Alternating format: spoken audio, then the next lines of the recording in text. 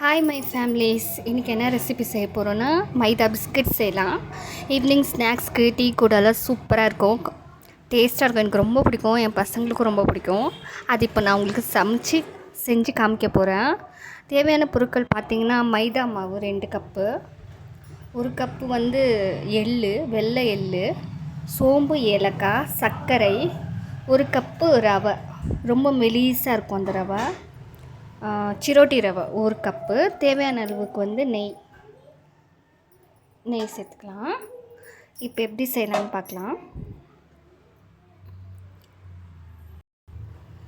இப்போ 1 கிளாஸ் தண்ணி எடுத்து சூடு பண்ணிக்கலாம். அது கூட நம்ம சர்க்கரையை கரைச்சிக்கலாம். பாருங்கள், சர்க்கரை சேர்த்துட்டு நம்ம கரைச்சிக்கலாம் நல்லா.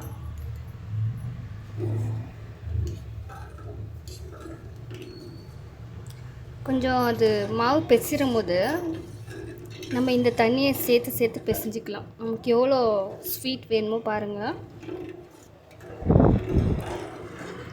சர்க்கரை ஃபஸ்ட்டு நம்ம மெல்ட் பண்ணிக்கணும். பாகெல்லாம் வர தேவையில்லை, சும்மா கரைஞ்சால் போதும். சர்க்கரை கரைஞ்சி அது தண்ணி இருந்தால் போதும். நம்ம இந்த சர்க்கரை தண்ணியிலேயே ஏலக்காய் நசுக்கி சேர்த்துக்கணும். இப்போ ஸ்டவ் ஆஃப் பண்ணிடலாம். இப்போ 2 கப்பு மைதாக்கு 1 கப்பு ரவை சேர்த்துக்கலாம். அதுக்கப்புறமா எள்ளு 1 கப்பு,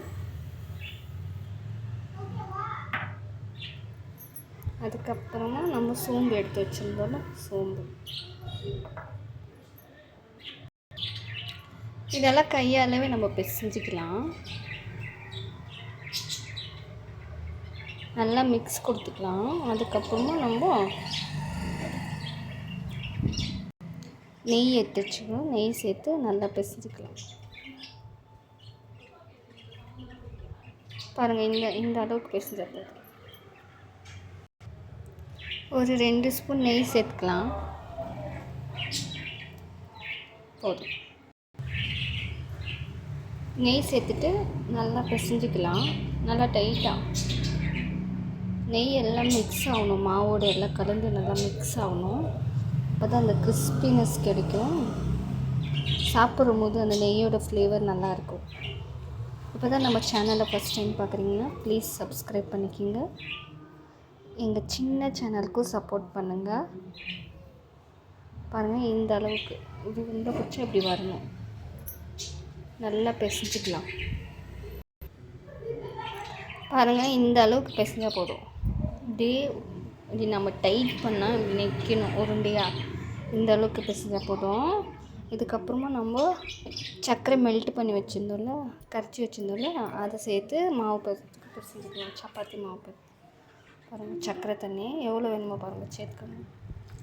சேர்த்துட்டு நம்ம சப்பாத்தி மாவு பிசைகிறோம்ல, அந்த அளவுக்கு கட்டியாக பிசையணும்.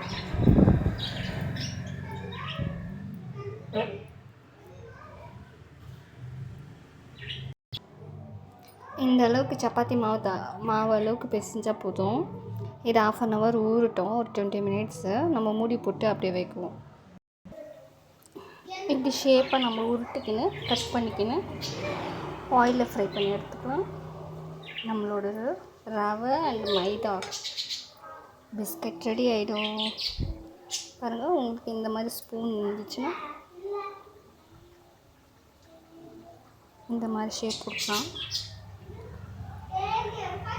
இந்த மாதிரி ஷேப் கொடுத்தா சிம்மில் வச்சு ஃப்ரை பண்ணி எடுத்துக்கலாம். நம்மளோட மைதா பிஸ்கட் ரெடி ஆகிடுச்சு. சேனலை பிடிச்சிருந்தா ப்ளீஸ் சப்ஸ்கிரைப் பண்ணுங்கள், லைக் பண்ணுங்கள். பாய்.